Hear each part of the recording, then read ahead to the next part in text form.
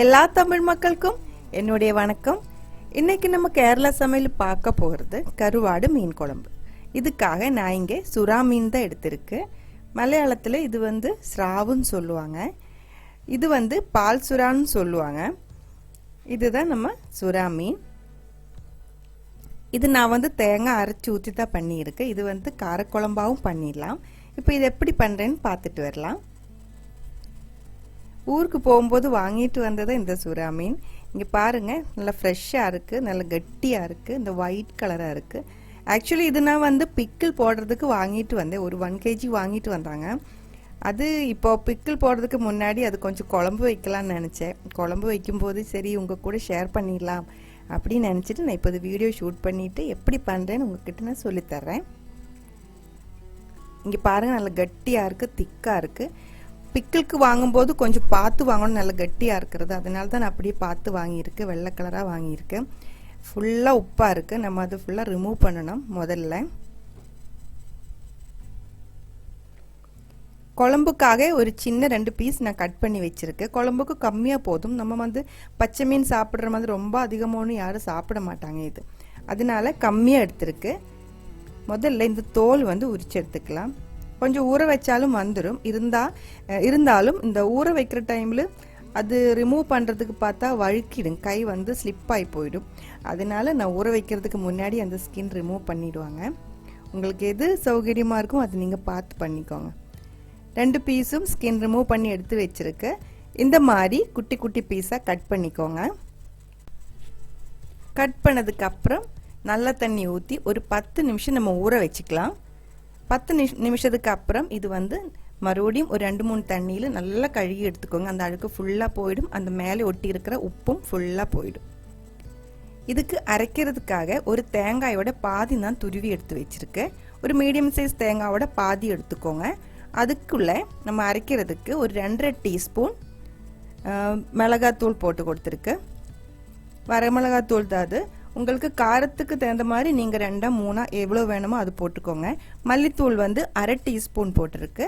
அப்புறம் ஒரு சின்ன வெங்காயம், ஒரு பீஸ் சின்ன வெங்காயம். இப்போ இதெல்லாமே சேர்த்து மிக்சியில் நல்லா அரைச்சி எடுத்துக்கலாம். தேவையான அளவுக்கு தண்ணி ஊற்றிட்டு நல்லா ஃபைனாக அரைச்சி எடுத்துக்கோங்க. மஞ்சத்தூள் இப்போ நம்ம இதில் சேர்க்க வேண்டாம். இப்போ மிக்சியில் போட்டதை அரைச்சா மிக்சி ஃபுல்லாக அந்த மஞ்சள் கலர் அப்படியே இருக்கும். கலர்றதுக்கு ரொம்ப டைம் ஆகும். அது நம்ம குழம்புல டைரெக்டாக போட்டு கொடுத்துடலாம். அது தாளிக்கிறதுக்காக நான் இங்கே எடுத்து வச்சிருக்கிறது பாருங்கள். ஒரு தக்காளி, ரொம்ப அதிகமாக வேண்டாம், ஒரே ஒரு தக்காளி போதும். அதே மாதிரி நான் கொடப்புளி ஒரு பீஸ் எடுத்துருக்கு. உங்ககிட்ட கொடப்புளி இல்லை அப்படின்னா நீங்கள் 2 தக்காளி எடுத்துக்கோங்க. இல்லை புளிப்பாக இருக்கிற ஒரு தக்காளி எடுத்தாலும் போதும். ஒரு 3 பச்சை மிளகாய், ஒரு பெரிய வெங்காயத்தோட பாதி, அப்புறம் கொஞ்சம் கருவேப்பிலை. கருவேப்பிலை நல்ல மணமாக இருக்கிறது கொஞ்சம் அதிகமாக எடுத்துக்கோங்க, குழம்பு நல்லா இருக்கும். அப்புறம் மண்சட்டி இருந்தால் எடுத்துக்கோங்க. அதுதான் எப்போவுமே மீன் குழம்புக்கு நல்லா இருக்கும். அதுக்குள்ளே நான் ஒரு 2 டீஸ்பூன் தேங்காய் எண்ணெய் ஊற்றியிருக்கு, கோகனட் ஆயில் அதுதான் ஊற்றியிருக்கு. அதில் இப்போ ஒரு 1/2 டீஸ்பூன் கடுகு போட்டிருக்கு. கடுகு நல்லா வெடிச்சதுக்கப்புறம் ஒரு 1/4 டீஸ்பூன் வெந்தயம் போட்டு, அந்த வெந்தயம் கொஞ்சம் ஒரு கோல்டன் ப்ரௌன் கலர் ஆகும்போது நம்ம எடுத்து வச்ச அந்த பாதி வெங்காயம் இருக்கு இல்லைங்களா, பெரிய வெங்காயம், அந்த வெங்காயம் சின்னதாக கட் பண்ணி அதுக்குள்ளே நல்லா வழட்டி எடுத்துக்கோங்க. இதே மாதிரி ரொம்ப ப்ரௌன் கலர் எதுவும் ஆக வேண்டாம், கொஞ்சம் ஒரு இந்த மாதிரி வந்தால் போதும். அதுக்கப்புறம் நம்ம அரைச்சி வச்ச அந்த கூட்டு, அந்த தேங்காயோட அந்த கிரேவி இதில் ஊற்றிடலாம். தேவையான அளவுக்கு தண்ணி ஊற்றிக்கோங்க. தண்ணி ரொம்ப கட்டியாக ஊற்றக்கூடாது, அதே மாதிரி ரொம்ப தண்ணி மாதிரி ஊற்றக்கூடாது. நல்ல ஒரு கன்சிஸ்டன்சியில் ஊற்றிக்கோங்க.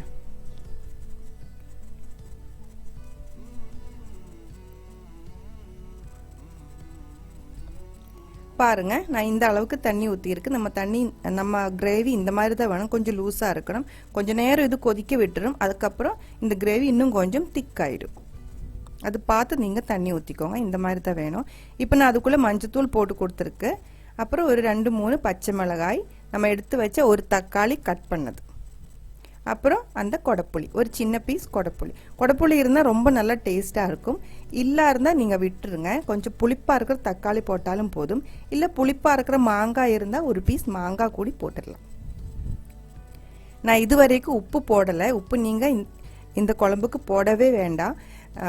இந்த கருவாடு மீன் போட்டதுக்கப்புறம் அந்த மீனுக்குள்ளே நிறைய உப்பு இருக்குது.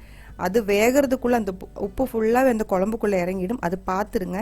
முதல்ல யாருமே உப்பு போடாதீங்க. நல்லா கொதித்து லாஸ்ட் வரைக்கும் பாருங்கள்.